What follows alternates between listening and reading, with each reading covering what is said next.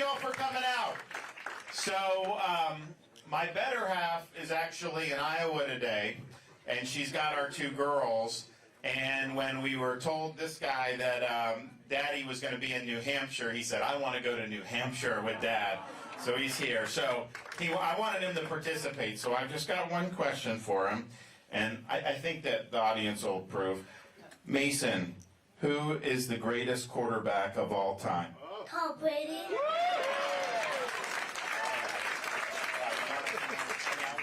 Or do you want to go down somewhere else? I don't. You want to get down? Okay, all right, we'll get him a chair and everything. He told me, he said, Daddy, I will answer the question, but then I'm going back to the bus. I said, no, you need to stay and listen and learn from some stuff. So they were able to come. So we have Mason's in kindergarten. We got a first grader, pre-K3, all born and bred in Florida, up until a week and a half ago, had never seen snow in their lives. They saw their first little bit of snow in Iowa, but as when we came to New Hampshire, that there was a pretty big dump, so they got to make their first snowman here in New Hampshire. And so we've got the pictures of that. And they said, Dad, we like the snow better than the beach. And I was like, okay, so then you don't like Florida? And they're like, no, no, no, we just want the snow in Florida. Doesn't work that way, kids. You got to choose south or north, and you can do either one. So we're happy to be here, and we're excited about everything that's going on. Look, we need change in this country, and we need it now. And nibbling around the edges isn't going to cut it. Managing the decline isn't going to work. We can't have the same establishment type thinking. We can't just rearrange the deck chairs on the Titanic.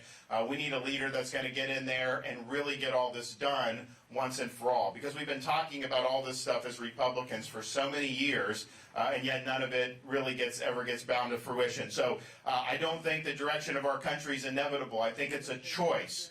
And I think it's a choice that we'll make both in these primaries and in the general election in November of 2024. We need to reverse the decline of this country. We need to usher in a revival of the American spirit. We need a new birth of freedom all throughout the land. And that's what I will deliver as President of the United States. I am somebody, we need to have Republicans who are going to be willing to dig in and fight for you. And many of these people, they just cave. I mean, they're caving in Washington all the time, not standing strong, not doing what they said they were going to do. And look, all I believe in is truth in advertising. If someone's asking for your vote, telling you that they're not really going to change very much, and they get up there and do it, and that's how they behave, fine. But all these guys run saying they're going to reduce government, they're going to end the corruption, they're going to do all this stuff, and then they never end up doing it. I have a record of fighting, particularly when it's not easy. Ross mentioned during COVID-19, when we were standing up for kids in school. See, now everybody says that they took the positions that I took. Nobody will do. I was debating Gavin Newsom from California. They were the biggest lockdown state in the country, massive school closures, all this. And he was trying to say California was open. And you can't make this up. But at the time we were standing up for all this, we had the weight of the world coming down. We were getting hammered day after day after day. And the issue is, okay, as a leader, do you care more about protecting the jobs and the freedoms of the people that you represent, or are you worried about protecting your own political hide? And I was more willing to stand up there. I was willing to risk by standing to do what was right for the people that elected me. That's the bare minimum you should expect from a leader, to be willing to do that. So let the chips fall where they may. Do what you think is right. And at the end of the day in Florida, we chose freedom over Fauciism. And we were right. And the state's never done better. And that would not be the case had we listened to all these people in D.C., on the left, in the media, and even a lot of Republicans. We've also stood strong in protecting the innocence of our kids. It's wrong to have sexualized curriculum in elementary school. You should not...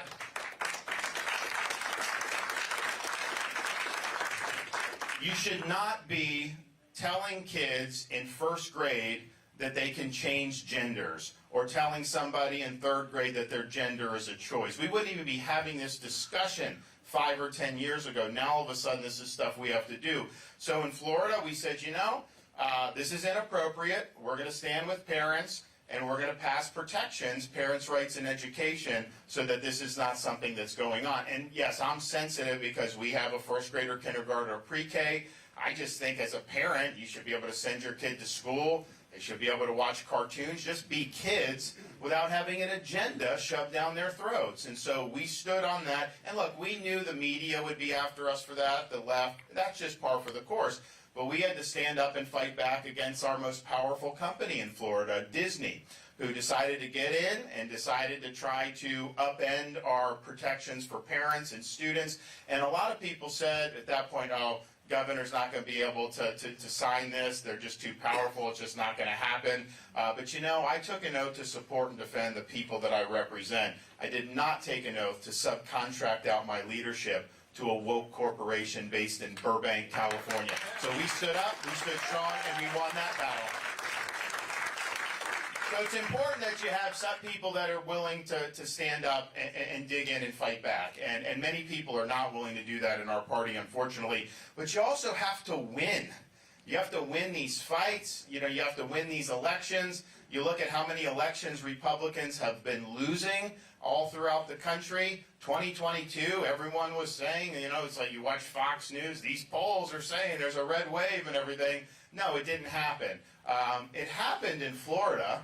You know, we won the biggest victory that any Republican has ever won in a governor's race in my state because we led.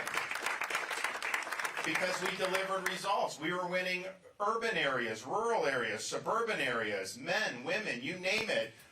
We won 60+% of Latino voters. It was a clinic on how you do this stuff, and that's what the party needs to do nationally, and that's important, and we need that. And I think that, you know, I think the media right now, they're trying to create a narrative that somehow Trump is winning against Biden or the Democrats. I'd be very skeptical of these narratives because I think as soon as 6 months from now, I think they'll turn that, and I think everything will be just the opposite. I think that they're doing that for a reason. I'd also point out, I mean, I saw something, December of 1979, Gallup poll, Jimmy Carter 60%, Ronald Reagan 36%. So it's like these things just are not something you should be betting your bottom dollar on. But we have a proven record of Florida of winning and winning big. Very few other Republicans across the country have been able to do that. But that's just one thing. Just winning's important. Obviously, we don't want 4 more years of what we have, but it's not enough. It just gives you the ticket to the dance. You actually have to win on all these big issues because we talk about them, and yet we don't see a lot of follow-through. And I'm the only one running for president who has delivered on 100% of my promises. Everything I promised I would do, I've already delivered on. If you look at what we've done, the people and the groups that are responsible for driving this country into decline, I'm the only one running who has beaten these people time and time again. We beat the teachers union when it came to enacting universal school choice. We beat George Soros when it came to enacting or getting rid of these radical left prosecutors, and I'm the only one in America that's done anything to combat that. We beat Fauci on COVID. We beat the Democrats on election integrity. Florida now, we have universal voter ID, no Zuckerbugs, no ballot harvesting, none of that stuff. So on issue after issue, I not only dug in and fought for you, I won for you. And that's something that no one else can say that they're doing. And the final thing is, we need leadership in this country. You see it in Washington, there's no leadership. We have an absentee president. We don't have leadership in the Congress. Most of the successes the party's had have been from governors in states like Florida. We need leadership on the national level. But leadership's not entertainment. Leadership's not about showmanship. Leadership's about articulating a vision for the future and being able to execute on that vision even when it's not easy. Because when the wind's at your back, anybody can lead. But the question is, when you get up there, the bureaucrats are going to be against you, the media's going to be against you, the left's going to be against you, everyone's going to want you to fail. So are you going to be able to keep that compass set on true north and be able to bring this country to where it needs to be? Or are you just going to get eaten up and chewed out because you don't have that vision and the leadership? We've shown an ability to do that as governor, as good as anybody in the country, and that's what we'll do as president of the United States. So I don't sit here and say, I'm going to promise you this, I'm going to promise you that. What I tell people is, first of all, we need a president that can serve for 2 terms. I mean, to serve a one-term lame duck president's not going to work. You saw what happened after Biden got in. Everything Trump did got reversed on day 1, except for the judges that were there. And so all the other policies were reversed. And I think part of it is you need 8 years for this stuff to really stick and to really bite and to have a legacy beyond your term in office. So after serving 2 terms, 8 years, what am I going to be able to tell you I actually did for this country? We'll be able to say a number of things. One, we'll be able to say we restored the American dream. That people that work hard, get the most out of their God-given ability, are able to get ahead again in this country. You're not going to have crushing inflation, interest rates. We're going to get Bidenomics and the bureaucracy off people's back. We'll have opened up all of our energy here domestically for production to lower gas prices and lower energy costs and be energy dominant. We'll have fought back against the Congress from spending this country into oblivion. The higher prices you're paying is a result of what Congress has done to borrow, print, and spend money, what the Federal Reserve has done. In Florida, I vetoed billions of dollars in excessive spending. We've run budget surpluses, cut taxes, and we've paid down 25% of our state's total debt just since I've been governor in 2019. Imagine actually paying down debt nationally. That would be an earthquake. We'll also be able to say we restored the sovereignty of our country. Drug cartels are no longer running our border. We don't have millions of illegal aliens pouring into this country. We will actually have constructed a border wall, as was originally promised by Donald Trump in 2016. We will have designated the Mexican drug cartels as foreign terrorist organizations. When they try to come with drugs, we're going to engage in lethal force against them, and I guarantee you, you're going to see a change in behavior when that happens. We're also going to be able to say we revitalized our nation's military. We fended off the threat posed by the Chinese Communist Party. The 21st century is not going to be a Chinese century, it'll be an American century. We'll also be able to say that schools in this country are for educating kids but not indoctrinating kids, and that's K-12. It's also higher education with a lot of the nonsense that's going on there. We need to protect the rights of parents to direct the education and upbringing of their kids, and we need to stress things like American civics and the Constitution and teaching kids what it means to be an American in this country.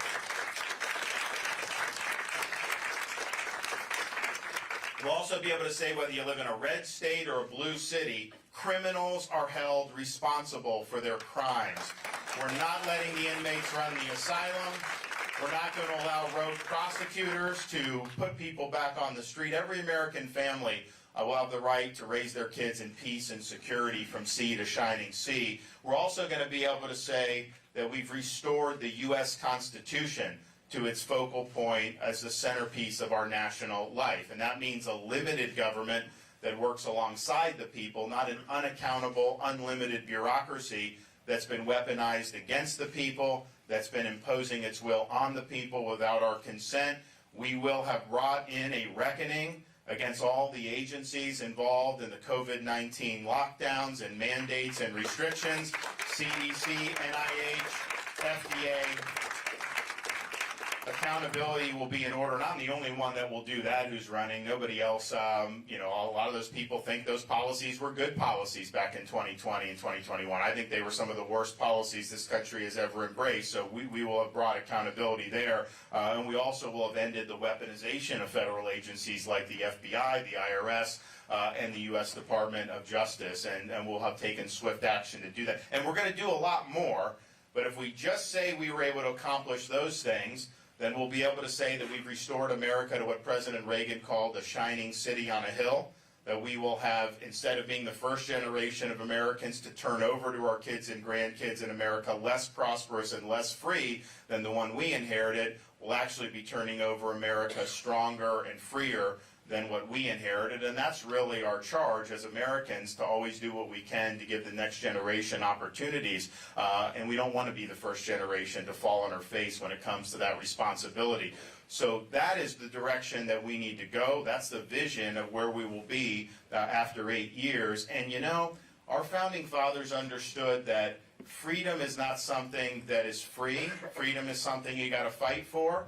when they framed our Constitution in 1787, they had studied the history of every republic and the history of mankind because they wanted to know, they wanted to get guidance on how you would do that here in the United States. But the only thing that they noticed that linked all the republics in history together was this: every one of them had failed.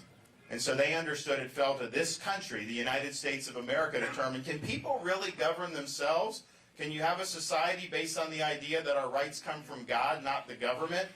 Or is mankind forever destined to live under various forms of despotism? They fully expected this country would decide that question for all time. But they also knew just doing a Declaration of Independence and then later doing a Constitution, that in and of itself didn't resolve the question. That just gave us a chance to be able to resolve the question. So when Benjamin Franklin walked out of that convention, he was asked, did you give us a republic or a monarchy?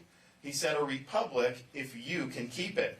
They understood you could have the best Declaration of Independence in the world, you could have the best Constitution in the world. These things don't run on autopilot. They require every generation of American to step up and defend freedom when it's at risk, and sometimes put on a uniform, risk your life, and even give the last full measure of devotion for service to this country. Now, we're not called upon to give sacrifices of that nature, but what we are called upon to do is to preserve what George Washington called the sacred fire of liberty.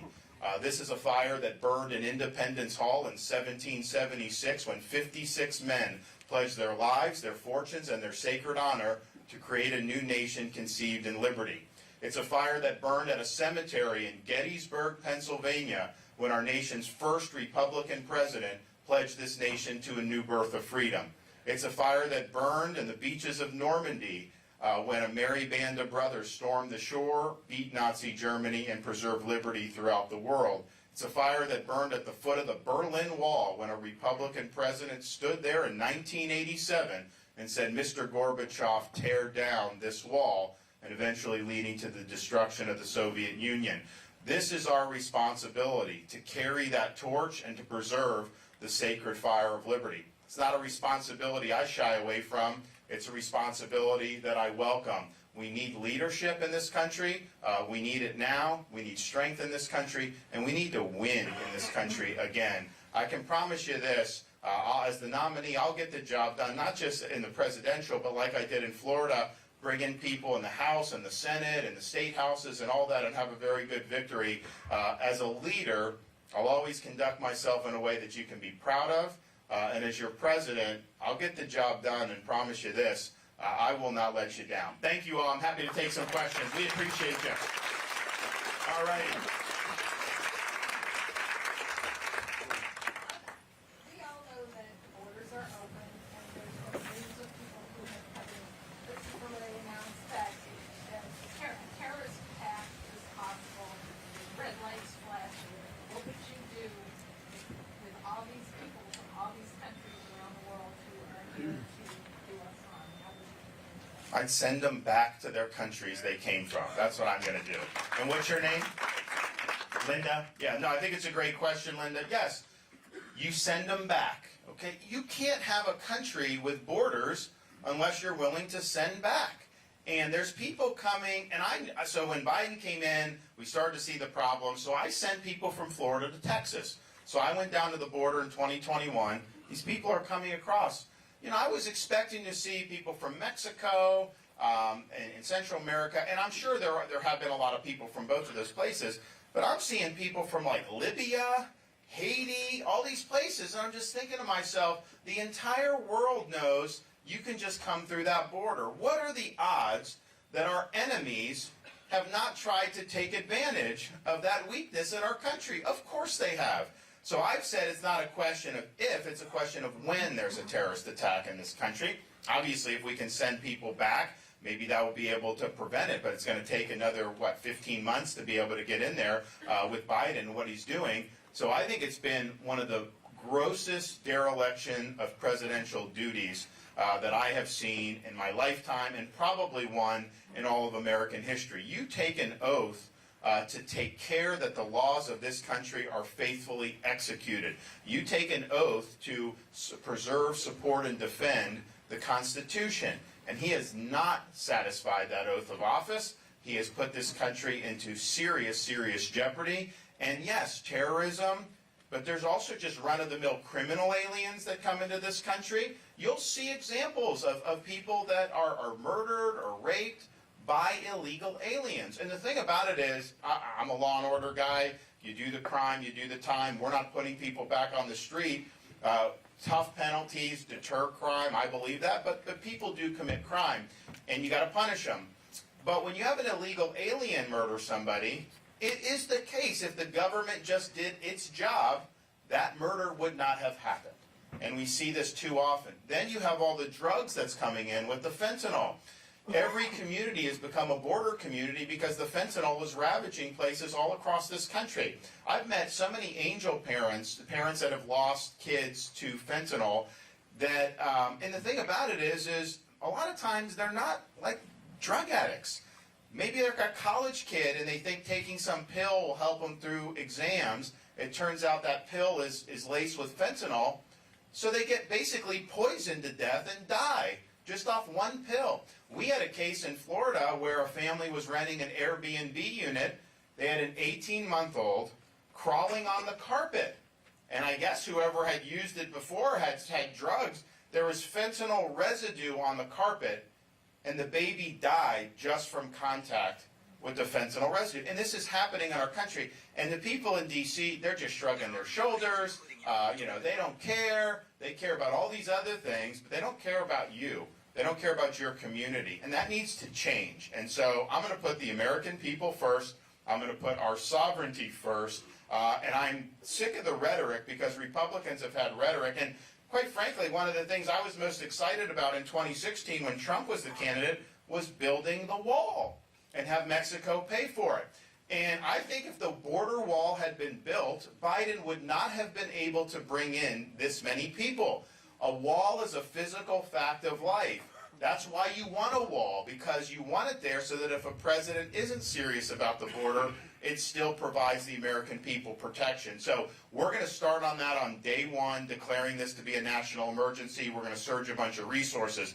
The way you get Mexico to pay for it is not that they're just going to give us money. Of course not. The way you do it, and people told Trump to do this, he didn't, you impose fees on remittances that are sent to foreign countries. So you have people that are working here on like an H-2A visa, and they send money back to Mexico or Guatemala or something. Charge a fee on that. You'll raise billions of dollars, and you'll put it right into border wall construction. We got to start thinking smart here, and we need a president that's actually going to get it done. No more slogans, no more talk. We want action and we want results, and I'll deliver that.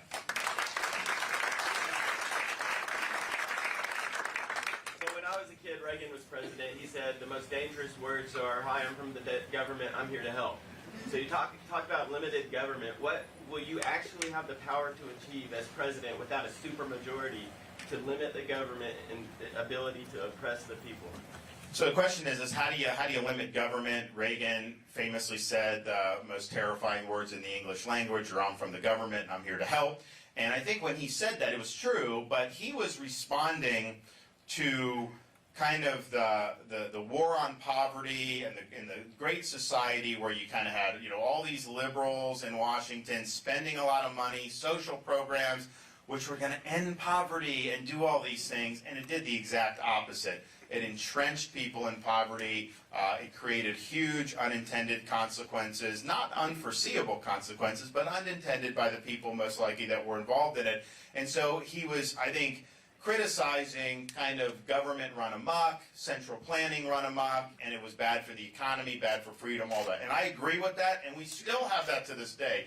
I think the difference today is we've seen a weaponization of this power in ways that are even more dangerous to people's freedom. So, for example, you had a lot of Republicans will complain, and I complained at the time, of the suppression of the Hunter Biden laptop story in the 2020 election. FBI intelligence working with the social media companies, and they basically suppressed that, and that was interfering in the election effectively. And I agree, that's wrong. But, Donald Trump was president when that happened. That was his FBI that was doing that. So how do you respond to that? The way you respond to that is you fire those people. You do not have a right to abuse your power. If you're going after parents in school board meeting, I'm firing you. I'm firing you if you're trying to stifle dissent in this country. I'm going to fire you if you're circulating a memo saying observant Catholics are terrorists. I'm going to fire you when you're doing this. So we're going to use Article 2 authority in ways that are constitutionally sound but have not been used in the past, because I think Republicans get up there and I think they think that they can win these people over. You're not going to win them over. They've accumulated power. We now have a situation where the Founding Fathers created 3 branches of government. We now have 4 branches of government. We have an administrative bureaucracy that is separate and distinct from the normal constitutional process. Most of the things that are done by the federal government at this point that really impact our society are not even done through Congress. They're done through administrative rules and unelected bureaucrats. I mean, whether you can buy an internal combustion engine or you have to buy an electric car, they're doing that through the bureaucracy. Can you do a gas stove or not? In Florida, we responded by making gas stoves tax-free because we want you to be able to make your choices. But that's what they're doing. This is through the bureaucracy. You look at what they're trying to do with energy, trying to kneecap domestic energy production, and this has huge impacts. So I did this debate with Gavin Newsom from California a couple weeks ago, and what they're doing there is probably 5 years ahead of where Biden is and where they would be in a second term of a Democrat administration. And with energy, what they're doing is they're forcing behavior in ways that are going to make you need more from the electric grid, like forcing electric cars. In California, you're not even going to be able to buy a new car unless it's electric in the not-too-distant future. But at the same time, they're trying to kneecap the energy that makes that electric grid reliable and accessible. So after they announced that they were forcing electric vehicles, 2 days later, California put out an announcement: all EV owners, do not plug in your EV because we do not have enough capacity on the electric grid. Well, what's going to happen when you add another 10 million cars to the road? So they have blackouts in California regularly.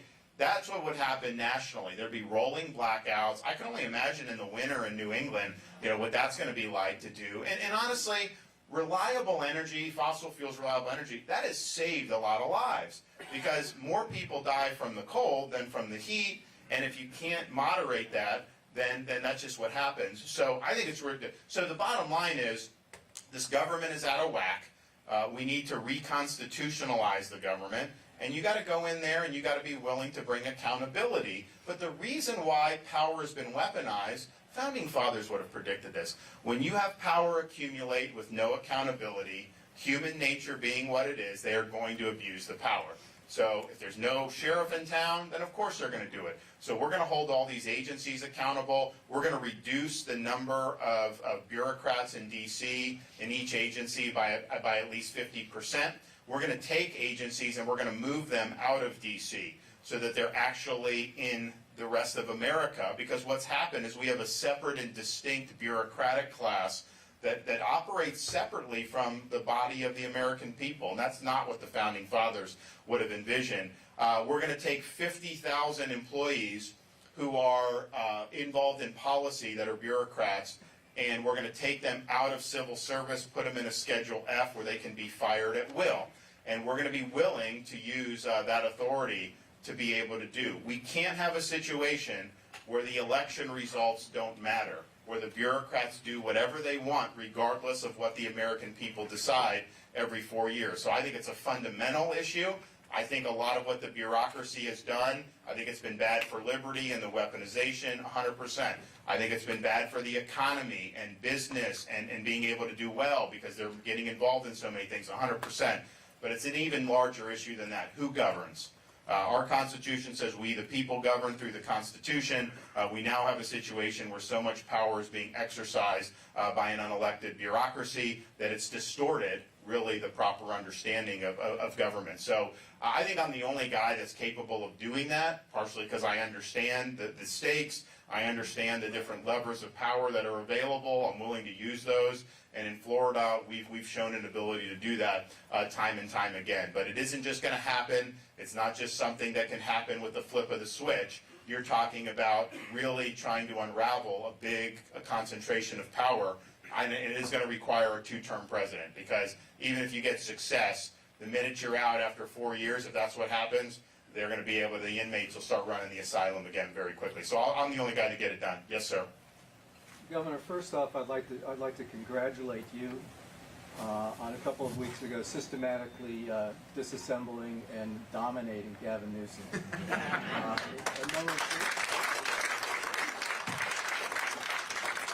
Well, you guys need, I mean, you think about, they may not run Biden. I mean, there may be a better than 50% chance he's not running. If he runs, I don't know that he'd be willing to debate. I'm certainly not going to debate me. But you need a candidate that's going to be able to take all comers. And, he was kind of their rising star that they were pointing to. Not sure anymore, but he was before then. So go ahead. My question is, you may have heard this just in this past week, Amanda Blank, who is the CEO of a global financial company, Aviva. She proudly announced that any white male that was put forward for a management position within Aviva had to be personally approved by her, had to be funneled to her, and this was in the name of DEI. Your thoughts? So Florida was the first state to eliminate DE&I from our public university system. We eliminated it. What they're doing, what DE&I it purports to be, is it's purporting to fight discrimination, but it's really discriminating.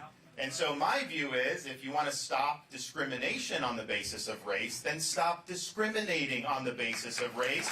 And that includes, you don't discriminate against people because they're white or because they're Asian.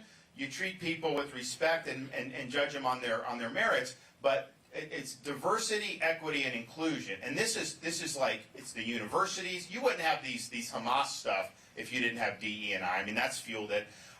It's at universities, corporate America. And I was actually talking to some business guys, and they said, as bad as you look at the universities, they say in corporate America it's even worse with what they're doing with some of this stuff. But if you look at how it's actually practiced, DEI really is discrimination, exclusion, and indoctrination. That has no place in our public institutions. It has no place in these publicly traded companies. So we have done a number of things. One, we did that in our universities, which is important.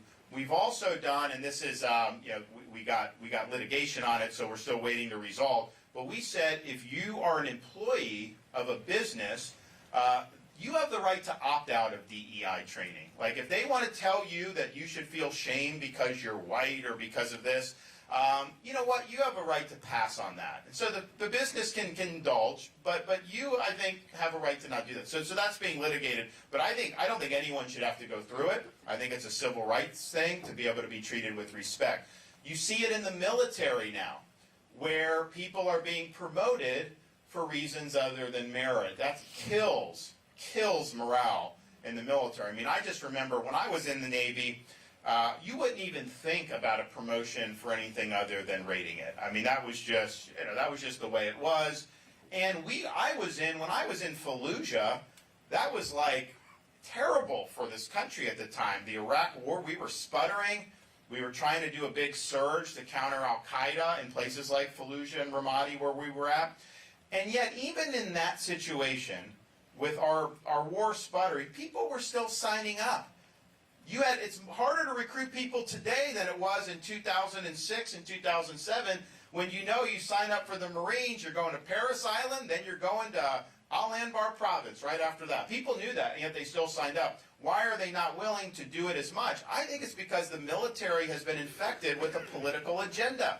You have woke ideology. You have the social experimentation. And yes, the whole DE&I framework where you're not promoting based on merit. So as Commander-in-Chief on day one, we're ripping all of that out in the military. It's going to be mission first, merit above all else.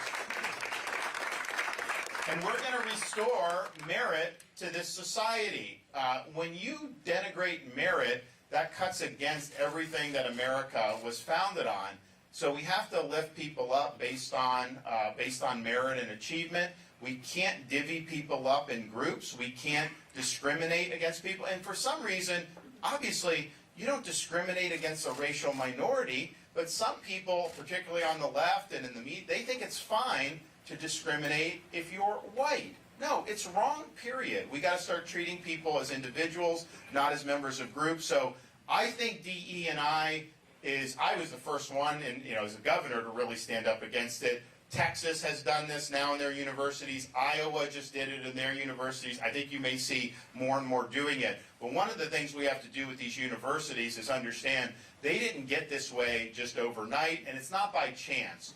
There's a lot of things that have gone into that. I just look at like a Penn or a Harvard or some of this stuff and see the rot that you see there. I mean, these big Ivy League universities, they're basically hedge funds with an indoctrination camp attached to them. They're not producing, I think, the type of citizen leaders that they were founded to do and that they did for many, many years. And I think it's because it's so much about imposing an agenda as opposed to really teaching kids to think for themselves and to be good citizens of a republic. But part of the reason it gets this way is because of the accreditation. So to get accredited, you go through these accreditation bodies. Nobody knows who the heck appointed these people. That they're self-created, basically, private groups. But the federal government approves certain accreditors. So when you do things like Florida did, the accreditors are probably going to come after us and say, wait a minute, we can't accredit you. You're not doing DEI. When I'm president, we're going to make sure that the approved accreditors are only going to accredit if you don't do DEI and if you treat people as individuals and make it a meritocracy. And you've seen the changes in the composition of the student bodies. They are absolutely doing this. And Harvard lost at the U.S. Supreme Court, but what they're going to do, they're going to try to do an end run around that and just hide. And what they would do to try to act like they weren't discriminating, if they just treated people by merit, there would be higher percentage of Asians than what they ended up doing. And so they didn't want that. And so what they would do, they created a new category of like personality, right? And they would just rate the Asians like as poor on that metric, and it just gave them an excuse to be able to limit the number of people. And so these are students that are getting discriminated against just because other people of the group that they were lumped in with happen to perform well. That is not what America is all about. So I can tell you this, as president, we are going to leave this woke agenda in the dustbin of history where it belongs. As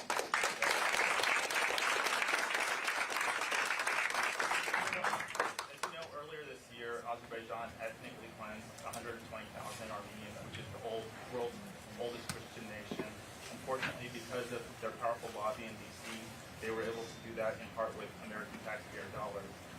As president, what would you do to make sure that foreign aid is not going to countries like Azerbaijan that are ethnically cleansing Christians? Well, first of all, I mean, I've been sympathetic to the Armenians, Christians. I mean, I think that I wonder if they were a different religion, how that would have been treated in the military or in the media.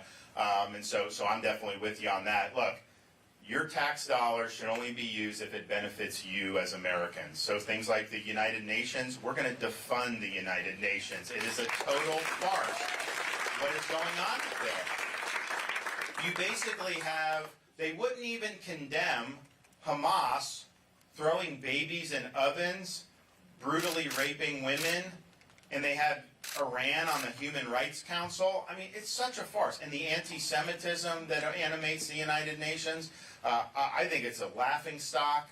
I think it's a corrupt institution. We shouldn't do it. And you look at some of the money we've sent. Your tax dollars have gone to promote transgenderism in Bangladesh. Your money has gone to do some really crazy things. But part of the thing is how do you actually do it? Like, fine, I'm not going to put that in my budget or whatever. But Congress slips this stuff in. There may be a big spending bill that's got a lot of stuff maybe you want, right? How do you deal? I think we need structural reform to actually make sure that this stuff doesn't keep happening. And that involves a number of things. One, term limits for members of Congress we need. They develop their fiefdoms, they stay for 40 years and nothing changes. Second, a balanced budget requirement like we have in states where these guys can't just put it all on the credit card. They actually have to make choices. But also, I have this power as governor of Florida, a line item veto for the president. That would solve so much because they put a bill on your desk. If there's money going to a country that hates us, you just veto that right out. and it's gone. You veto all these individual things. So I'm actually going to work as president to get some momentum behind doing these amendments under Article 5 of the Constitution. So there's two ways you can amend the Constitution, through the Congress with 2/3 or through 2/3 of the states. 2/3 of the states do it, then we can do these amendments. So I think term limits, balanced budget, line item veto, those are all popular. Term limits is popular with every male, female, Republican, Democrat, black, white, it doesn't matter.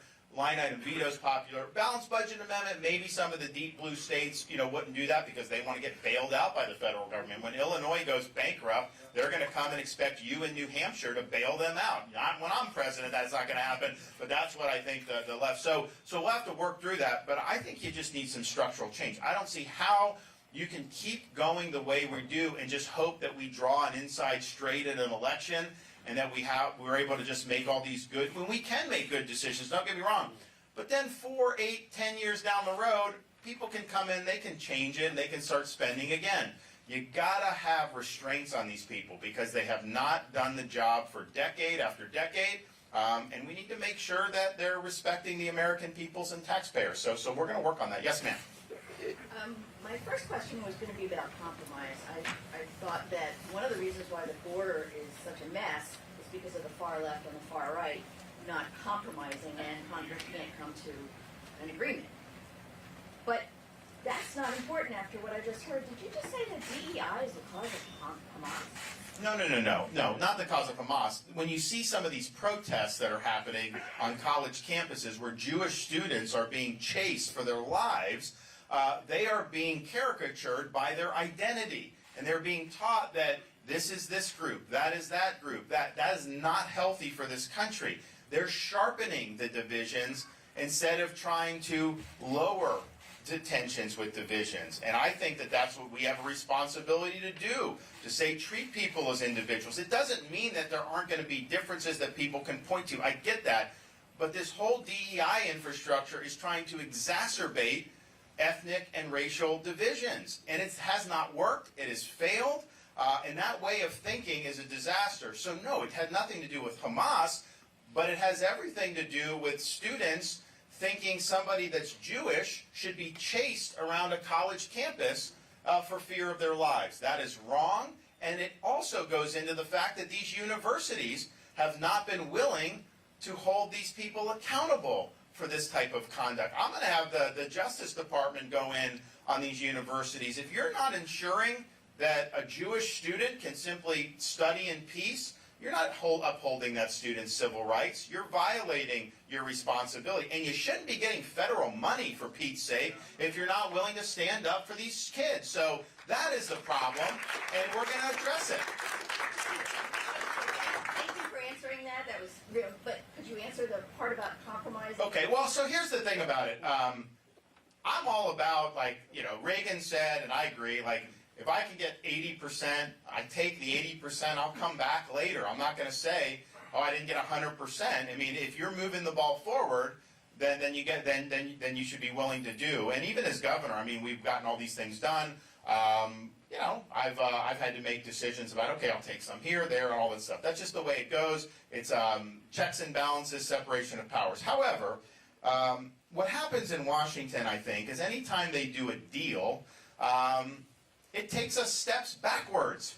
And so they do deals to benefit themselves and to basically sell out the taxpayers or sell out the American people. So a deal in and of itself is only worth what the underlying fine print says. And I think far too often, any type of deal that's proposed would actually take us backwards. For example, the Democrats will say that you can't do anything to secure the border unless you do what they call comprehensive, which is basically an amnesty.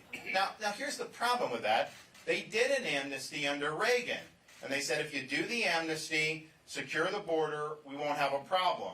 And all that did was incentivize more people to come illegally. So if you do an amnesty, you're going to end up having an even bigger border surge because people say, hey, as soon as I get here, they're going to eventually amnesty me. So that would be taking us a step backwards, which I wouldn't do. And I also just think that you have kind of an unholy alliance. I think that the Democrats believe flooding people in this country illegally that they can eventually become voters for them. And I think that's what they like that. Right. And I think on kind of, not the right, but I think corporate interests, they want cheap labor. They want to be able to hire someone at bare bones wages. It puts a downward pressure on wages to be able to come and do that. It's interesting, we did E-Verify in Florida. So every federal law is if you're not here legally, you don't have the right to be employed. I mean, so when illegals are working, that is against federal law. But the question is, if they have a fake ID, okay, whatever, how do you do? So people kind of just put their head in the sand. E-Verify, you run their social or you run whatever driver's license, and they ping if they're not here legally. And what that does is it makes it so that you can't hire people illegally. We did that in Florida, and the media's like, oh my gosh, they're not going to be able to have people to do construction jobs and hospitality and all this stuff. And if you look, I think that the number one industry we've gained jobs from in the last couple months has been construction under E-Verify. And the wages are going higher because they have to entice people to work. But don't we want our people to be able to have higher wages where they can actually get ahead? I mean, I care more about your wages as an American than I do about having someone come illegally and working under the table. I mean, give me a break. So the E-Verify in Florida has been working, and I think that that's a model for the rest of the country. But they don't really want to do anything like that because I think you just have both sides that really benefit from the current situation. You need a, quite frankly, you just break the logjam, you need a strong president. And you do need Congress to do some things ideally, but I don't think we need Congress to actually stop the invasion. I think that's presidential leadership. I think as commander-in-chief, you have the authority to do what needs to be done to protect this country. The media, they'll usually hand-wring about, oh, Governor, you said you're going to treat the cartels like terrorist groups and shoot cartel members. How are you going to decide if someone's a cartel member or not? Look, when I was in Iraq, you didn't know who was who. They all had every male there had a man dress on. Some were just normal. Some had bombs strapped underneath of them. I mean, some, it's normal in that society just carry an AK-47. It doesn't mean you're hot. They didn't wear uniforms.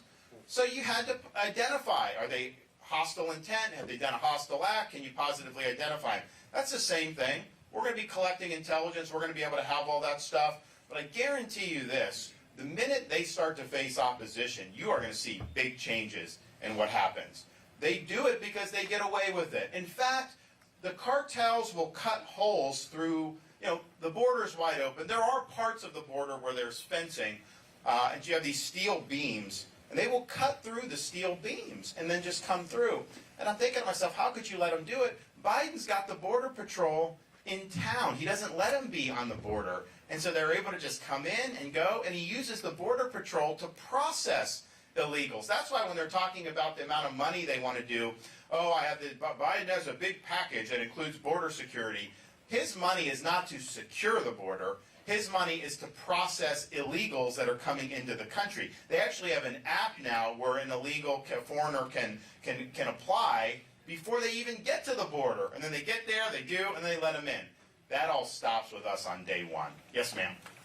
Thank you. I know that when you were overseas, you were on the legal side advising the SEALs and others who are operators.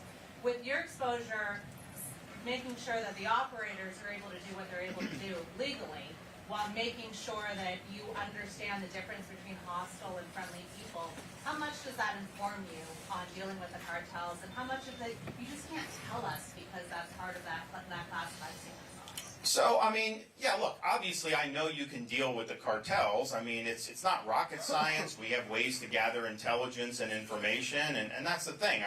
You could have somebody that is in civilian clothes in Iraq or Afghanistan. There's intelligence gathered on this individual. Maybe somebody is a member of Al-Qaeda. That's a hostile actor, and you absolutely can engage that person at that point, and that's just the nature of it. And I think you're going to see the same thing. I was there. I was at the border a few months ago, and there was a piece of the border wall that just stopped. And then there was just nothing. And you had this guy, he was a scout. He's just sitting there right where the opening is. and he's just there, kind of moving people in. No one said anything about it. I mean, he was clearly working, for them. I mean, everybody knew that. And everyone just kind of shrugs their shoulders. So it definitely can be done. I mean, I just think about it. We've lost tens of thousands of people every year because of fentanyl that's being brought in. It's happening all across this country. A president not only has a right, you have a duty to fight back on behalf of the people.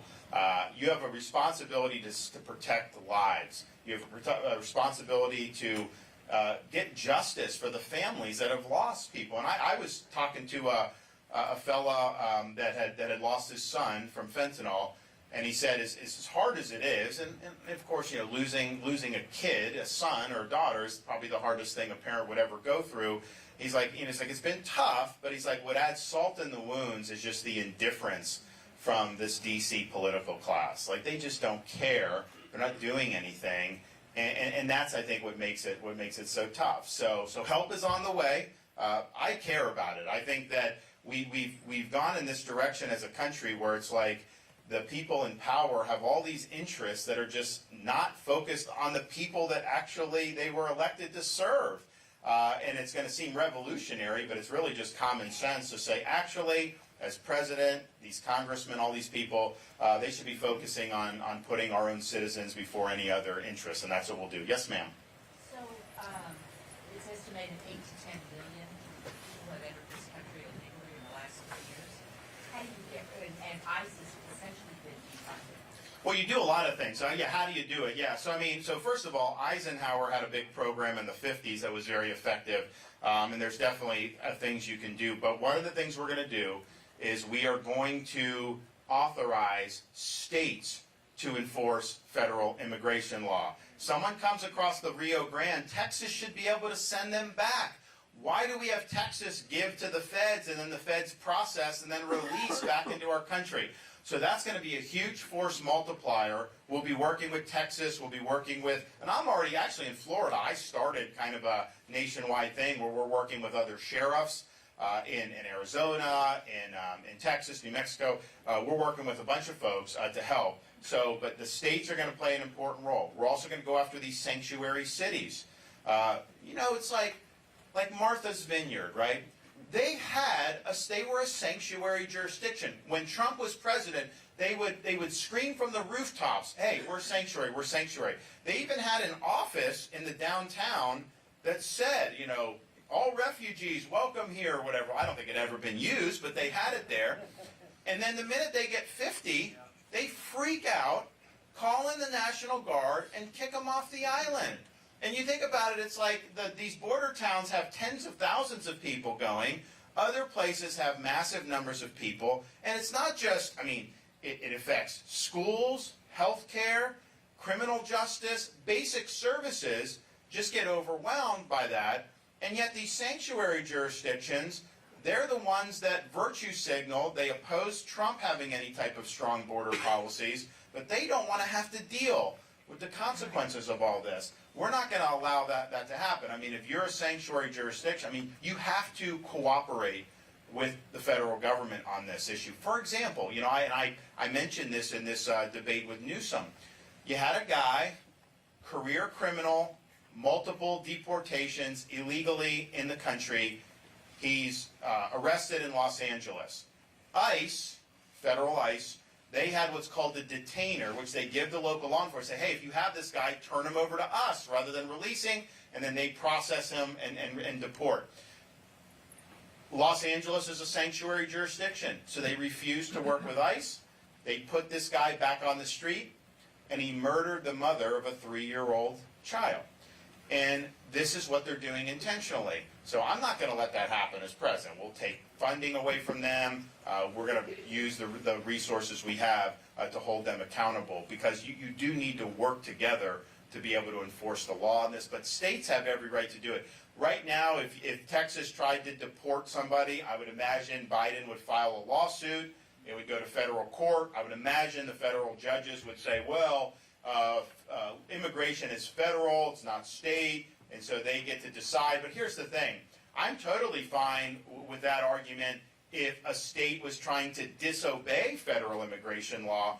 But what these courts are saying is that if the federal government is disobeying it, and you as a state are upholding it, then somehow that is bad? No way. You have every right to uphold the law, and we're going to do that. And it's going to make a big, big difference. So that creates massive more resources for us to be able to do. But we're going to have a really good approach. Yes? Hello. So I'm a nurse practitioner. My concern is healthcare and all the refugees coming in and just a basic collapse or not even having access to seeing a primary physician or even a nurse practitioner. And your position on Medicare and Medicaid and how you would address those issues. So I think it's very important. So you have people flooding in. It's put a lot of stress on hospitals, on emergency rooms. It's not sustainable for this country. We just can't do it. So that immigration plays a huge part of that, and we're going to deal with that. So healthcare, we need it to be accessible, affordable, and accountable. And it's really none of those things right now. Right now, it's driven by pharmaceutical companies, insurance companies, and government bureaucracies. And the patient and the doctor are at the back of the bus. Doctors used to be go into private practice, and that was something that was the norm. You do very well. Now that is dying. It's harder to find a physician in town than it used to be. You have a lot of the physicians that are now employees of these big hospital conglomerates, which is not ultimately good. So I think there's a lot that you need to do in terms of this or this policy. But the overall, I think, vision is you need to take power away from those massive big institutions and put it into the hands of patients. And doctors again. And part of it with the nurses is we need more nurses in this country. I mean, you saw what happened during COVID. There was a demand for nurses, so a lot of nurses went in these private, I don't know, they were almost like staffing agencies where they'd send nurses all around the country, but they would charge an arm and a leg for those nurses. And we helped some of our hospitals initially just to make sure we had enough staffing because we didn't know exactly what was going to happen. But that was a lot of money that they were making, and then so a lot of the hospitals were shorthanded. So we've done programs in Florida to dramatically expand slots for nurses. We've put a lot of money in for nursing education. My mom is a retired nurse, so it's something that I know is important. And we need to do that, and we need to produce a lot more because we're just not getting where we need to be. We also need to produce more doctors. And so in Florida, we created more residency slots. I think we created 200 more slots. We filled up most of them, and we're going to continue to do that. But yes, it's going to continue to be a problem if you have this many people flooding into the country. We just can't do that, so we will stop that. And then we'll work to bolster both the nurse force, the physician corps, but also taking power away from this iron triangle that really dominates our healthcare system. Yes, ma'am. Would you keep funding Ukraine? I think Europe should take the lead on that. I think that we've done a lot. And I mean, my problem is twofold. One is, Trump and the Trump administration actually supported providing defensive weapons so that they can defend themselves. But what they've done since Biden, they've put billions and billions of dollars to pay salaries for Ukrainian bureaucrats, to pay their pensions, to pay small business subsidies. They're paying agriculture subsidies. And I'm just thinking to myself, how is that something that is good for you as a taxpayer? And where is that money going? They don't even know where a lot of that money is going. And so the way I look at it is you have Russia. I mean, NATO was founded to be able to keep the Soviet Union at bay. And Russia is this latest iteration with Putin being aggressive. I think it's an important issue. But the Europeans are the ones that are the most at risk for this. And yet they don't want to do anything and some of them are. Poland's done a lot, Finland's done a lot, but a lot of them are not. And so I think what they've done is they've just expected the United States to provide them blanket security. The problem is you do this indefinitely. I don't think us sending money is going to lead to a different outcome. I think it's going to be a stalemate. And so what is the path to victory? Biden cannot provide that for you. And I'm just somebody as commander-in-chief. If we're involved in any way, you got to have a concrete example of what we're going to achieve, and you got to show us how you're going to achieve that. You don't just toil around, and I think that's what they're doing with that. So the Europeans have to pick up slack here, and I just think looking beyond this, say you had an armistice tomorrow between Russia and Ukraine that would stick for 50 years. Let's just say that happened. We still have the situation of we can't provide them blanket security, do what we need to do to deter China, and then help Israel or whatever we have to do. And I think we have to put the emphasis on the Pacific region with China, because I think China is the only peer competitor that we have. These other issues are important, but if you don't get the China issue right, then I don't think any of the others are going to matter as much. If you get the China issue right, everything else I think becomes manageable.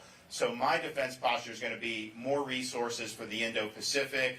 Yes, I'm a Navy guy, but I think we do need more naval power to be able to deny Xi's ability to not just invade Taiwan, but dominate the entire Indo-Pacific. It would affect your life if China is able to break out of this first island chain and dominate commerce in the Pacific, because they will attach requirements to be able to access markets and stuff, and they will impose their authoritarian vision on society. I mean, they want things like social credit scores. They want doxing of internet users. You know, Nikki Haley had this, basically the Chinese proposal. She said on day one as president, she's not going to allow the anonymity on social media. She's like, I want your names. I want the names. That's what she was saying. She got a lot of blowback from that. She's trying to say that she didn't really mean it, but I mean, really, day one, you're saying that and you didn't mean it? So she got caught with her hand in the cookie jar.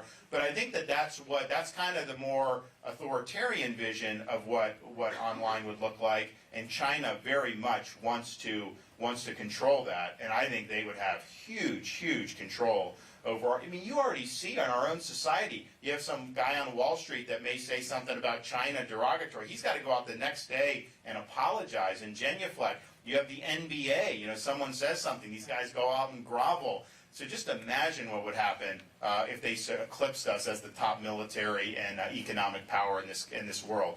It would be bad for us. So I'm going to solve the China problem. I think that's what we have to do more than any. I'll work with Europe to be able to get a sustainable peace in Europe, but ultimately they're going to have to step up and do more. Last question, ladies and gentlemen. We have time for one more question.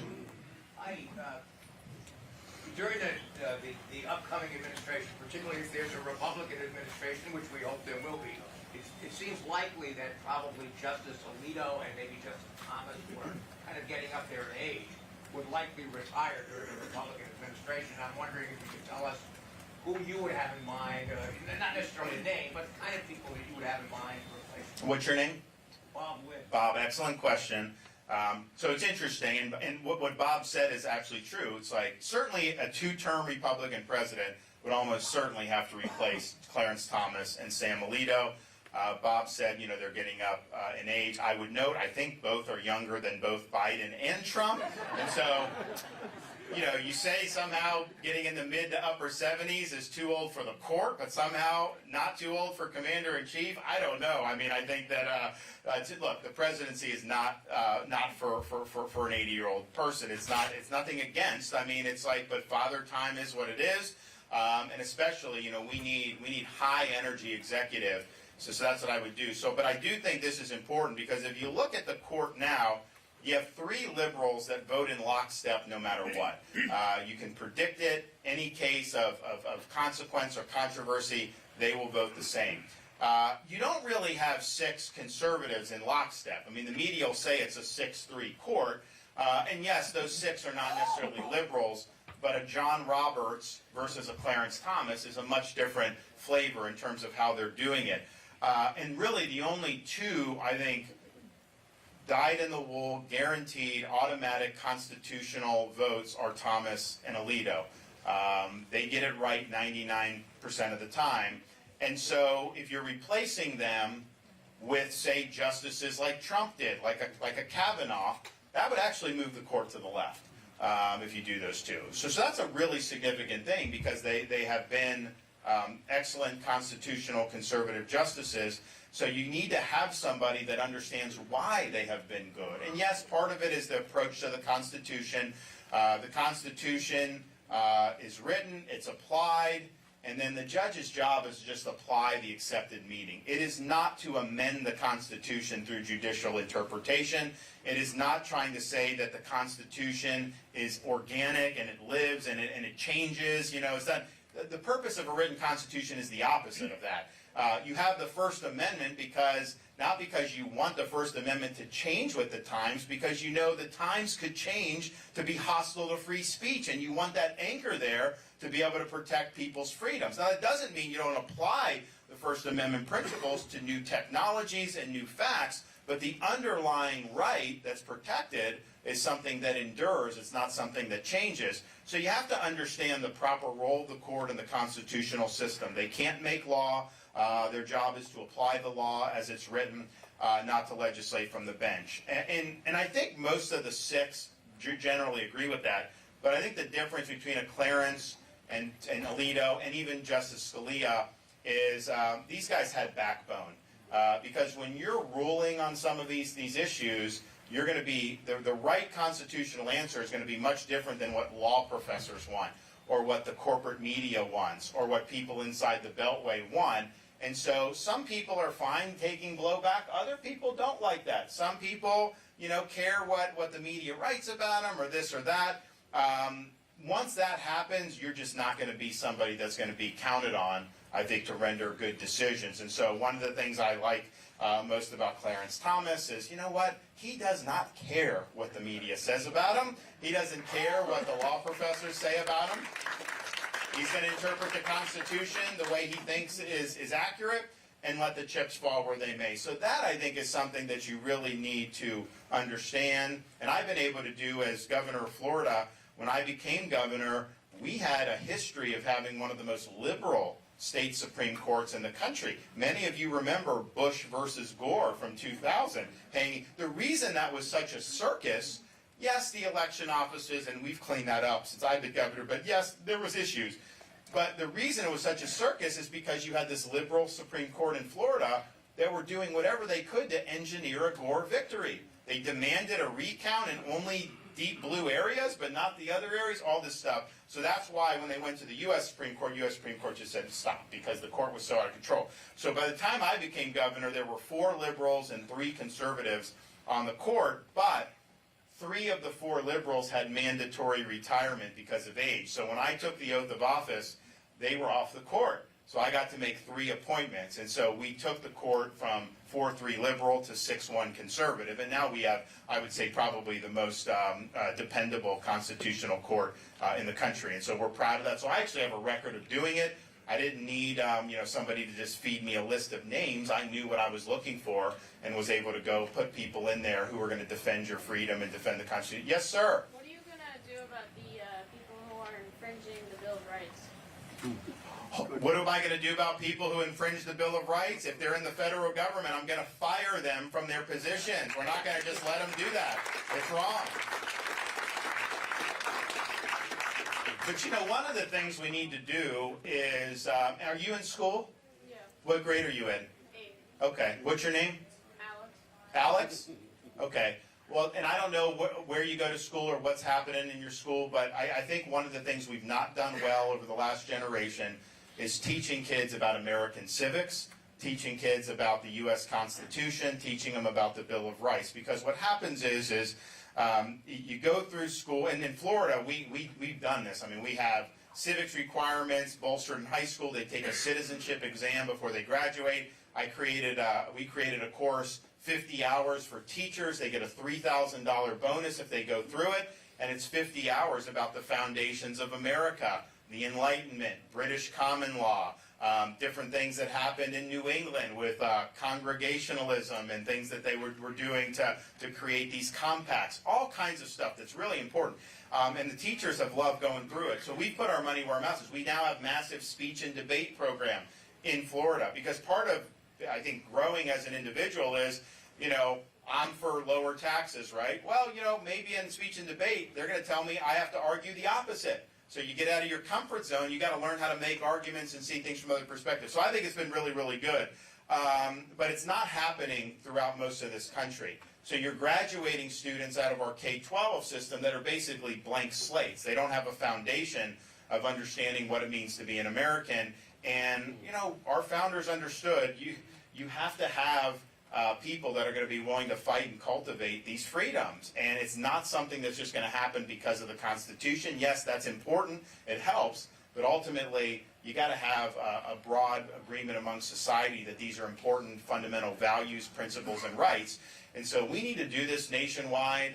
We need to have this there. We'll have something. I mean, we can't impose it from the federal government because K-12 is state and local, but we can create model curriculum that states and localities will be able to use and implement. Heck, we could just show what we're doing in Florida people can do, and it'd be really, really good. So I think that our freedom is going to depend not just on who we elect to office, but how serious we are about educating the next generation about what it means to be an American. Anyone else? Yes, sir. Do you feel that the election in 2020, that there was election integrity? And if not, how significant was it, and what would you do? So 2020, well, Florida, we had outstanding election integrity. I made sure of that. And part of the reason we did is because I did not change the rules because of COVID. I said, you know what? We voted in the Civil War. You can't vote. And in Florida, you can request an absentee ballot if you didn't feel like going in. And so we did what we normally did. We counted 11 million votes by midnight on election night and produced the result. And it was transparent. Everybody saw that. And there was no issues. Now we didn't have ballot harvesting. You know, we didn't have some of the stuff you saw. I think that what happened because of COVID was first the CARES Act that Trump signed had $400 million for mass mail ballots, and so states were changing their rules sometimes by executive order, which I don't think is constitutional. Some, the Supreme Court, like Pennsylvania, was changing it. Pennsylvania said you had to count ballots that came in after Election Day in the mail with no postmark. How the heck is that something that has integrity? It just doesn't. So you had that, but all those changes were fueled by Congress and the Trump administration giving that $400 million. I think it was a huge mistake because it was facilitating those changes. And so then what happens is you had some states that had never done mail ballots that all of a sudden are mailing ballots to everyone on their voter roll, which were not accurate. And then you had ballots floating around the ether. So it became less about driving people to the polls, which is normally how we do elections, and instead going door to door and trying to harvest votes in places where they were allowing the ballot harvesting. Ballot harvesting should be banned in every state in this country. It is not the way you do an election. We banned it in Florida. This use of Zucker bucks. So they put hundreds of millions of dollars into these 501c4s, and then they would commandeer election offices and basically say, here's millions of dollars. We're going to put our people in there, and we're going to administer the election. And how would they do it? They would go in these Democrat areas, and they would harvest votes in those places. So that is not the way we want. But here's the problem. Not every state has done what Florida has done. Some have done good stuff. Georgia has done very good since 2020. Other states have made really good changes. But Nevada, for example, they allow ballot harvesting in Nevada. They mass mail ballots in Nevada. They have Zucker bucks in Nevada. And other states have different stuff. So if you look at the election, like with me, the candidate, Florida and Texas are off the board. Georgia will win. Arizona, I mean, we'll have to campaign there. But really, it's like 5 or 6 other states that are going to matter at that point. We're going to have separate organization in each state keyed to whatever the rules are. If they're allowing harvesting, even though I don't agree with it, we're going to ballot harvest. I'm going to have people in there ballot harvesting, and we're going to go door to door. We're going to do whatever. If they have Zucker bucks, we're going to work on Zucker bucks, go into election offices in Republican states and fund that for get out the vote and all this stuff. That's not how an election should be run.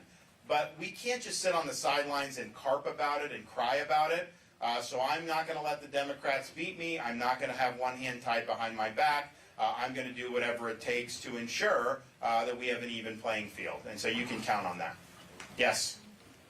Do you believe in a two-state solution for Israel? Question is, do I believe in a two-state solution for Israel and Palestinian Arabs?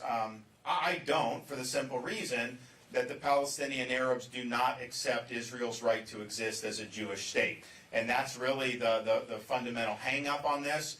And the question is not even like, it's not for us to decide, but what it is for us to do is, are we as president, am I going to be pressuring them to do that? And absolutely I won't. Look, if they decided they wanted to do something, I mean, it's not for me to veto that. They have the ability to do it. But I think what they found when they tried to do different deals is ultimately it's viewed by the Palestinians, it was viewed by Yasser Arafat, for example, as not a permanent solution, but a stepping stone to the destruction of Israel.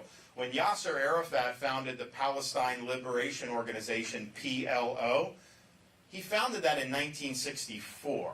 So a lot of people say, oh, 1967, Six-Day War, Israel took control of the Gaza Strip and Judea and Samaria, the West Bank, and they say that's, quote, occupied. And so when people say liberate Palestine, they were saying, oh, it's liberating those quote-unquote, I don't think it's occupied, I think it's disputed. Because if you go back to biblical times, those were Jewish lands. There were Jews there before there were any Palestinian Arabs, for sure. And there's never been a Palestinian state, ever. But when Arafat in 64 is saying, liberate Palestine, he was talking about Israel from 1949 until 67, which basically means no Israel at all. So he was the organization was founded for the destruction of the Jewish state. And look, I look at these college campuses and some of these kids out there do, and like some of it is like, I think it's a sickness. I think some of these kids have some serious problems, but I think a lot of them are ignorant about what is going on. When they say Israel is a colonial power, that is like shows you don't understand history. I mean, Jews were there thousands of years ago. Oh, you can take your Bible, you can go and look. I mean, like, it's recorded history. But what happened in 48, they were given a partition plan. Part Jewish state, part Arab state. Israel accepted that partition plan. The Arabs rejected it. They went to war against Israel. Israel won the war for independence. So you had a similar thing than the original design. Then in 67, the Arabs were going to invade Israel. Israel preempted that in the Six-Day War, and that's where they got the additional territory. 1973, the Arabs invaded on Yom Kippur. Israel won that. And then they fended off all these intifadas for years and years and decades and decades. And so it's like, okay, you had an option to have an Arab state. You rejected it, and you went to war, and you lost. How is it somehow this is your land? That's not the way it works. And it's interesting, these people on the college campuses and the left, you know, they never say that land taken over by, you know, Islamic Arabs or anything. And they say that that's fine. But they conquered a lot of land throughout the Middle East. Are you kidding me? But they don't view it the same way. So Israel viewed as a colonial power, that is just not consistent. There have been deep connections to that land and the Jewish people going back thousands and thousands of years.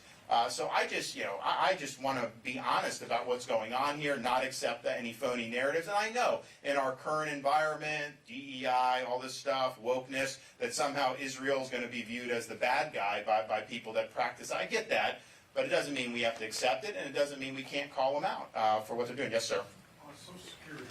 What's your policies on Social Security?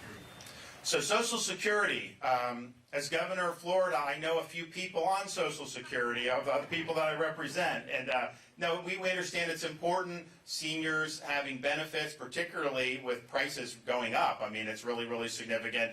So that'll be a promise made, promise kept.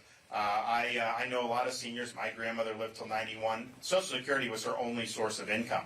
And that's true. It's not true for all, but it's true for a lot. And especially in a high inflation environment, it's really tough. So that'll be a promise made, promise kept. I think we need to do that. I think to help shore up Social Security, one thing we need to do is reduce inflation. Because what happens is when inflation goes up, you do get a cost of living adjustment, but it is not enough to cover what actual is inflation. So if it's low inflation, if prices are stable, yes, your COLA is less, but it actually, the benefit will go more, and it will cover more because it's just more in line with a stable price environment. So I think that's really important because I think that the program's spending a lot more money just to keep up with the inflation that was induced by the government to begin with starting with COVID and on from the future. The other thing is Congress Social Security, whatever we get taxed to send in, then that goes out to benefits, and there's not really any left over. But there used to be massive surpluses. So they would take in a lot more money in taxes than they were paying out in benefits. And there's supposed to be like a trust fund, but Congress would just take that cash, they'd write an IOU to the trust fund, and then they would spend it on other things. So really the reason why Social Security gives all the projections is just simply because Congress was spending. Had they not been spending that, there'd be more than enough money there. So I think we need to start taking money out of what Congress is doing for itself and its pork barrel projects, and not blame things like Social Security. So we'll make sure we get it done. We'll make sure that we have benefits to seniors that they depend on, and we'll make sure that the program is solvent over the long term. Final question, ladies and gentlemen, final question. Yes, sir. I want to hear, but how are you going to beat Trump and Haley to win the nomination? So the question is, how are you going to win? Well, first of all, if you look at all this stuff, I'm the only one that can beat Trump. Let's just be clear on that. Haley cannot get enough support from core Republicans and conservatives. She's getting support from people who either aren't Republicans or are on kind of the 10, 15%, which is fine. I mean, you need those people for it to win the general, but you have to be able to appeal to conservatives and core Republicans. And I'm the only one that can do that. And if people that are for Trump, I'm their next choice. If everyone else got out but me and Trump, all these other candidates, I would get that support because they see that. So I'm the only one that can beat him. There's a reason why they spend money against me. Haley and Trump spend money against me. He has not spent any money against her, and she has not spent any money against him. She will not answer directly, and she owes you an answer to this. Will she accept a vice presidential nomination from Donald Trump? Yes or no? And I can tell you under any circumstance, I will not accept that, because that's not why I'm running. I'm running for the nomination and to be president, and I'm totally fine. I'd rather be governor than vice president, no question. I can do more for my state and this country without question. So you're going to see that, but I would just also say, when the media is trying to create narratives, why are they doing that? And I can tell you that the media does not want me to be the candidate, and I think that's very clear.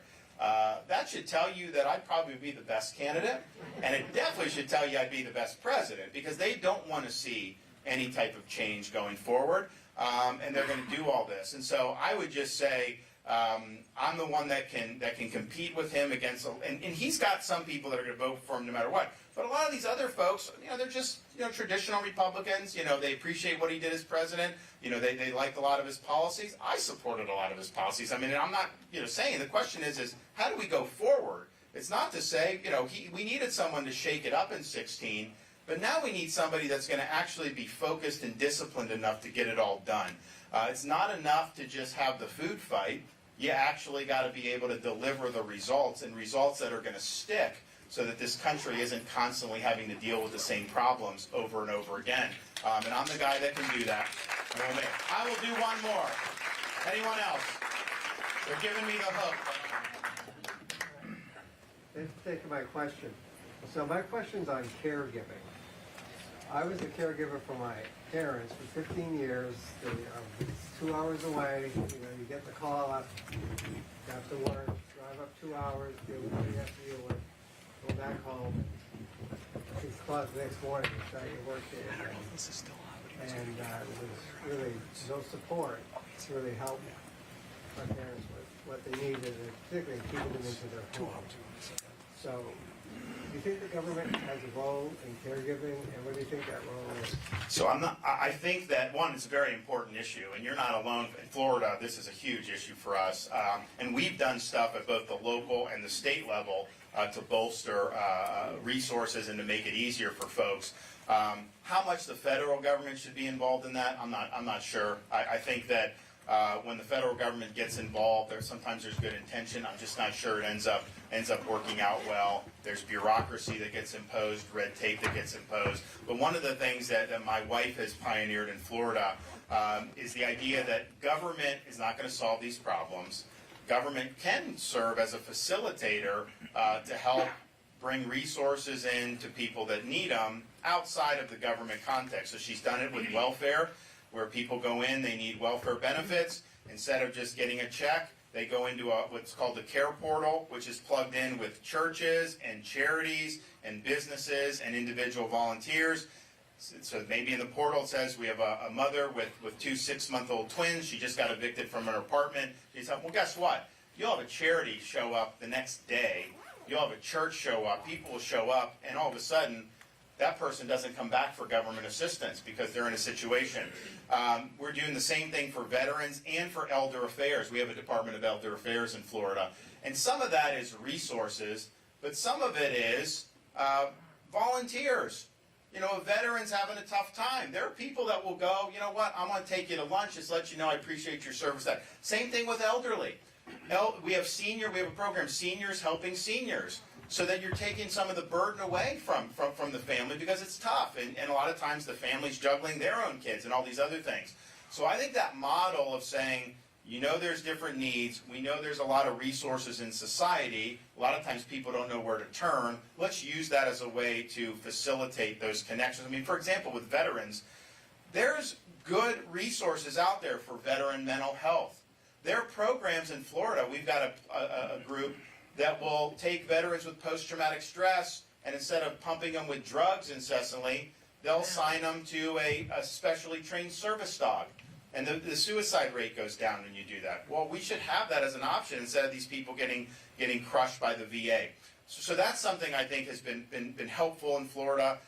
We obviously need to do more there, but I think it's probably a local and state-led issue, maybe on the federal, like some tax incentives or something like that, but I would not want to get a bureaucracy involved just because of how big the bureaucracy is and how bad it's performed in so many of these other areas. All right, well, I'm going to just say, if I don't see you all before, I hope you all have a Merry Christmas and Happy New Year. We're going to be back, obviously, a lot over the next, 40-some days to go. Bottom line is this. I'm the only guy running who has the capability of winning the nomination, winning the election in November, and actually doing all the things we need to get done, okay? And we just have to understand going forward, and I get, former president's got support. Obviously, I think he has the potential to win the nomination. I'm much less optimistic about what his prospects would be in a general election. I think the media is trying to tell Republicans he would have it in. Why would they say that? They've never said anything nice about this guy for 7 years. Now all of a sudden they're saying like he's going to be a juggernaut when we know we've lost all these elections over all these years. So I'd be very, very skeptical of that going forward. And the reality is, none of the other Republicans have a chance to beat Trump one-on-one. I mean, that's just not going to happen. So I will be able to get that done. And we're going to be, we're working harder than anybody else. I believe you got to earn this. I don't think it's something that should just happen. And so we're showing up. We actually are going to do a debate in Iowa that they finally agreed to. So I think it was, I think Trump's been invited. He's declined. I accepted immediately. And finally, after stonewalling for many days, Haley caved, and now she's doing the debate because she was getting a lot of heat in Iowa for not being willing to show up. So she caved on that. And she's going to go. So I think it's just going to be me and her. I think it's January 10th in Iowa, 5 days before the caucus. And then I know there's going to be a debate in New Hampshire between the Iowa caucus and the New Hampshire primary. And I've been calling for that for a long time. We do these debates. And it's fine. We go to the Ronald Reagan Library. I mean, great. I love Reagan, all this stuff. But it's like, we should have been doing them in Iowa, New Hampshire, and South Carolina from the beginning. That's where the interest is. That's where the campaigns are going. But I'm glad we're going to be able to do that. So you can sign me up for a New Hampshire debate as well. I think that,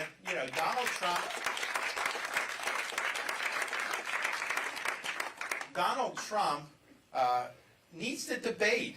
Yeah. Why is he not willing to debate? And I get it, I understand why they're doing it. He's got cable news channels that are functioning as his super PAC. He's got the liberal corporate media that are trying to pump him up to get him to nominate. I get that, and but it's okay, you ran in 2020, and that first debate with Biden beat him in that debate. That's just the truth. I wish it wasn't. I had a party at the Tallahassee and a governor's residence we had everyone there fired up, hoping that we'd see, great, and it wasn't. And so it's like, okay, you didn't beat Biden in the debate. You got to get up and show people that you can defend your record, that what's your vision for the future. Because I see, he does the speeches and he's saying the same things, promising the same things he did in 2016 that he didn't deliver, and now he's just running on the same stuff again. And I think he's got to be able to tell you, okay, well, how's it going to be different this time? We didn't get a wall. We didn't get the swamp drain. He said he was going to go after Hillary and then let her off the hook 2 weeks after the election. How come we have all this stuff? So I just, in a lot of the things that you see that we've complained about, weaponization, a lot of that happened under him too. It wasn't like it all just started with Biden. I mean, this stuff, he wasn't in charge of the administration in the way we need him to be. So I think he should debate, and I just think if voters in New Hampshire who take the first in the nation seriously, I think we'll hold it against him if he's not willing to debate. I mean, just imagine if he comes in and wins New Hampshire without ever really having to shake your hand, answer your questions, debate on a stage, and do that. I mean, what's that really going to say? I don't think it's going to be a positive thing if that were. I don't think the voters will let that happen. I think they're going to insist that he does it. I know he hasn't done the debates up till now. But now, as we're getting in, I mean, this is the rubber's meeting the road. People are going to start making their decisions as we get closer and closer at this point. So the rest has been kind of it's fine, it's part of the process. But now we're down to brass tacks. He should show up and he should debate. I don't think he's going to be willing to do in Iowa. But I have a right to debate him. He spent $25 million attacking me, for Pete's sake. Why not get on the stage and say this stuff to my face so that we can go back and forth as to how we would handle the country going forward? So I'm hoping that he is willing to do that. He told a story the other day in Iowa, which was really bizarre, that he claims a general came up to him and said that Trump being willing to debate Hillary in 2016, after the Access Hollywood tape was uncovered, that was, quote, braver than soldiers who've given their lives on the battlefield. Now, I don't think any general actually said that, but Trump was replaying this, so he is now trying to act like just merely debating is some type of act of bravery. It's not. Debating's the bare minimum that a candidate should be willing to do in order to get your vote. So he should show up and do it. So we'll do you proud. We are going to, we're going to come out of Iowa with a great head of steam. I think you guys are going to see. I think you're going to see that. I think it's going to be very exciting. But I can tell you this: what I like about New Hampshire is, you kind of take Nikki is like going for the establishment. New Hampshire primary does not want an establishment candidate. Okay, we need a change agent, and I think New Hampshire voters have typically understood that. And they say, you know what, we need somebody that's going to go up there and actually make some serious change, not just rearrange the deck chairs on the Titanic. That is not going to work for this country, and I'm the only one running that's shown an ability to get the job done. So thank you all. God bless you.